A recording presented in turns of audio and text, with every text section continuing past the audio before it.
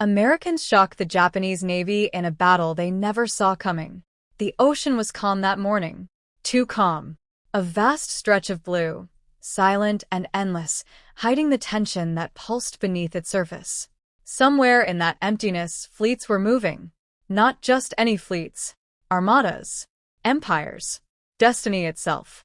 It was June 1942, deep in the chaos of World War II, and the Pacific Ocean had become a chessboard. But this was no ordinary game. One wrong move meant annihilation. The Japanese Navy had been unstoppable. For months, they moved like a storm, fast, precise, devastating. Pearl Harbor had already proven what they were capable of. Entire fleets wiped out in hours. Confidence surged through their ranks. Victory felt inevitable. Admiral Yamamoto believed this next move would end it completely. Midway, a tiny island, barely noticeable on a map. But strategically everything. Take Midway, and Japan would control the Pacific. Destroy what remained of American naval power, and there would be no one left to stop them. The plan was flawless. Massive carriers, hundreds of aircraft, and a surprise attack designed to lure the Americans into a trap. But something was wrong. Far away, in dimly lit rooms filled with tension and cigarette smoke, American codebreakers were listening, watching, decoding. Piece by piece, they cracked the Japanese plan. Every movement, every target, every assumption. The Americans knew. And that changed everything. Instead of walking into a trap, they would set one. 3 American aircraft carriers, outnumbered, outgunned, and under immense pressure, moved quietly into position.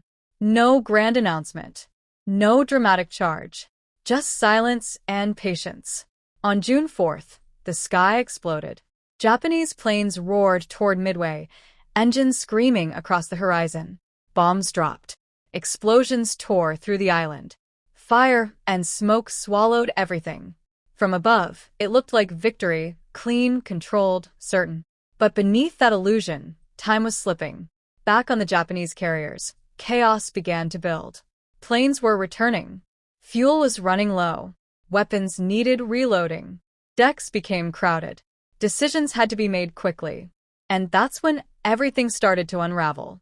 A report came in. American ships had been spotted. The plan shifted. Bombs meant for land targets were swapped for torpedoes, then swapped again. Confusion spread. The decks turned into ticking time bombs. Fuel lines open, weapons scattered, aircraft tightly packed wing to wing. And then the Americans arrived. Low over the ocean, barely skimming the waves, American torpedo bombers charged forward. Slow, exposed, vulnerable. They knew the odds. They knew what was coming. Japanese fighters descended like hawks. Gunfire ripped through the sky. Planes exploded midair. One by one they fell. It was a massacre. Not a single torpedo hit its target. But that wasn't the end. It was the beginning. Because while the Japanese fighters were distracted, something else was happening. High above, hidden in the sun, American dive bombers. They had been searching for what felt like forever. Fuel nearly gone. Hope fading. And then they found them. Below, 4 Japanese carriers. Perfectly aligned. Decks crowded. Weapons exposed. Fuel everywhere. A single moment that would change history. The dive began. Engines screamed as planes dropped from the sky like falling knives. The air itself seemed to tear apart. No time to react. No time to escape. Bombs released. Impact. Fire. Chaos. Within minutes, 3 Japanese carriers were burning. Flames consumed everything. Aircraft ignited instantly.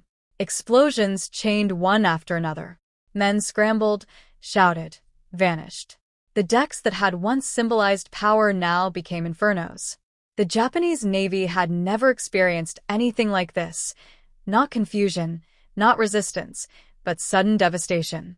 One carrier remained, Hiryu, and it struck back. Japanese planes launched with fury and found the American carrier Yorktown. Bombs hit. Then torpedoes. The Yorktown staggered, smoke pouring, systems failing but still not sinking. The battle wasn't over. American forces regrouped, tracked Hiryu, and prepared for one final strike. The tension returned, thick, unbearable. Pilots climbed into their cockpits, knowing this next move could decide everything. Engines roared again. They found Hiryu. And they dove. The attack was relentless, precise, unforgiving. Bombs struck. Fire erupted. And just like the others, Hiryu was doomed. For carriers, gone in a single day, the unstoppable force had been stopped. Silence returned to the ocean, but it wasn't the same. This silence carried shock, disbelief. The Japanese Navy had entered a battle they thought they controlled. Instead, they had been outmaneuvered, outthought, outplayed. For the first time since the war began, they were on the back foot, and the Americans had done the impossible. But victory came at a cost. Burning ships, lost pilots, men drifting in open water, clinging to survival. The ocean had taken its share. And yet, something had changed, the balance of power, the momentum of war. Nothing would ever be the same again. But beneath the surface of this victory, lurking in the shadows of triumph, were stories still untold. Decisions made in seconds. Mistakes that nearly cost everything. Moments where fate could have flipped the outcome entirely. What really happened in those critical minutes? How close did the Americans come to losing it all? The truth is, this battle was far more fragile than history makes it seem. And what came next would reveal just how close the edge really was. The flames refused to die. They rose higher, twisting into the sky like signals of defeat. On the burning decks of the Japanese carriers, the heat was unbearable. Metal warped. Ammunition exploded. Every second brought another blast, another scream, another piece of certainty shattered. This was not how it was supposed to happen. Just hours earlier, the Japanese Navy had been in control, calm, confident, unstoppable. Now, everything was slipping through their fingers. On one of the surviving command decks, officers stared out at the inferno in disbelief. Smoke swallowed the horizon. 3 carriers gone. Not damaged. Not retreating. Gone. And yet, even in chaos, orders were still shouted. Signals still sent. Because one carrier remained, Hiryu, the last blade left in a broken hand. Far across the ocean, aboard the American ships, there was no celebration. No cheering. Only tension. They knew something the Japanese did not. This battle was not over. The decks of the American carriers were alive with movement. Mechanics rushed between aircraft. Pilots stood beside their planes, faces hardened, eyes fixed on the sky. Some had just returned. Others would not. Fuel lines were checked. Bombs loaded. Engines roared. There was no room for error now. Then the warning came. Enemy aircraft approaching fast. Heads turned upward. The sky, once empty, filled with distant specks growing larger by the second. Hiryu had struck back. Japanese planes cut through the clouds with precision.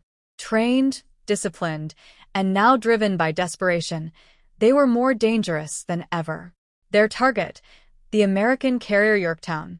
Sirens screamed. Anti-aircraft guns thundered. The sky erupted in black bursts of flak. But the Japanese pilots kept coming, diving through fire and explosions. Bombs fell. The first hit slammed into Yorktown. The deck shook violently. Smoke burst upward. Men were thrown aside. Then another hit. Then another.